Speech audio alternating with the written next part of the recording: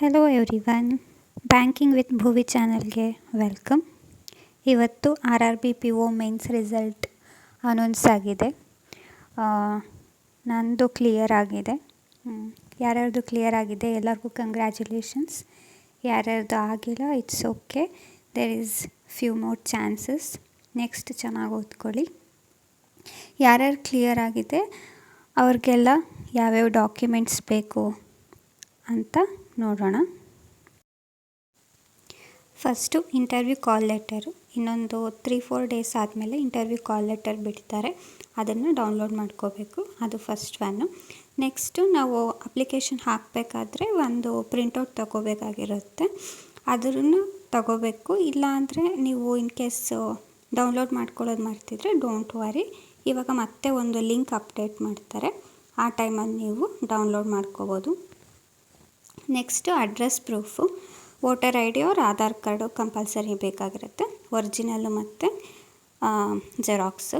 Next SLC marks card, ಅದಾದಮೇಲೆ PU marks card, ಇದೆಲ್ಲ self attest ಮಾಡ್ಕೋಬೇಕು.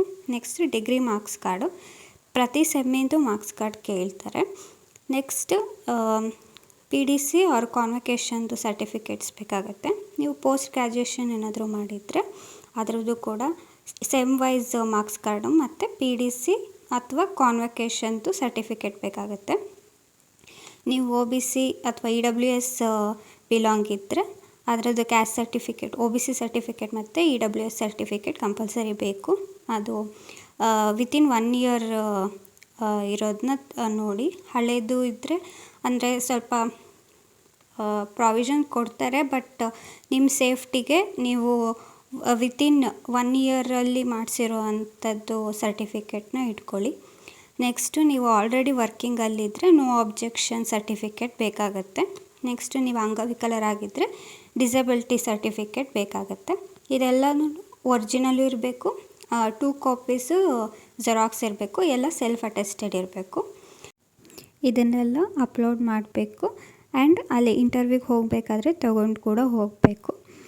ಇಷ್ಟೆಲ್ಲ ಸರ್ಟಿಫಿಕೇಟ್ಸ್ ಮತ್ತು ಡಾಕ್ಯುಮೆಂಟ್ಸ್ನ ರೆಡಿ ಇಟ್ಕೊಂಡು ಇಂಟರ್ವ್ಯೂಗೆ ಹೋಗಿ. ಎಲ್ರಿಗೂ ಆಲ್ ದಿ ಬೆಸ್ಟ್, ಚೆನ್ನಾಗಿ ಮಾಡಿ ಇಂಟರ್ವ್ಯೂ. ನಿಮ್ಮ ರಿಸಲ್ಟ್ ಏನಾಗಿದೆ ಅಂತ ಕಮೆಂಟ್ ಸೆಕ್ಷನಲ್ಲಿ ತಿಳಿಸಿ. ನಿಮಗೆ ಈ ವಿಡಿಯೋಯಿಂದ ಏನಾದರೂ ಹೆಲ್ಪ್ ಆಗಿದರೆ ಪ್ಲೀಸ್ ಸಬ್ಸ್ಕ್ರೈಬ್ ಮಾಡಿ. Thank you.